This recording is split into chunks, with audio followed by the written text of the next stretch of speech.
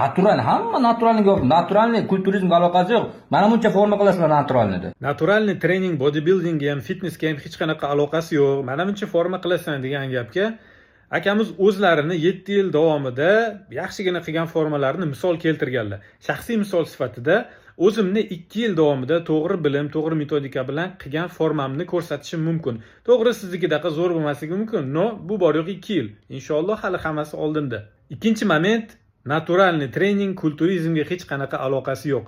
Marhamat, misol uchun tepadagi videoda WNBF dunyodagi eng qattiq, eng prestijli bo'lgan naturalniy federatsiyani 2024-yildagi absolutkasi. Pastdagi video yaqinda Jizzaxda o'tgan O'zbekistonda chempionatidagi absolutka.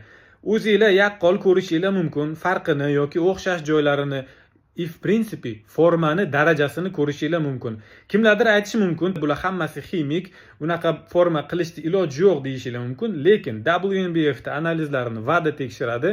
Ro'yxatda 100 dan ortiq nomma-nom sanalgan preparatlar, 500 ga yaqin taqiqlangan moddalar bor.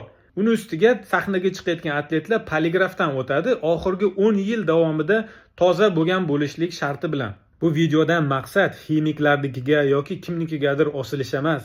Shunchaki yoshlarga, zalga endi chiqmoqchi bo'lgan odamlarga yagona yo'l farmakologiya emasligini, sog'lom alternativ variant borligini shunchaki ko'rsatish.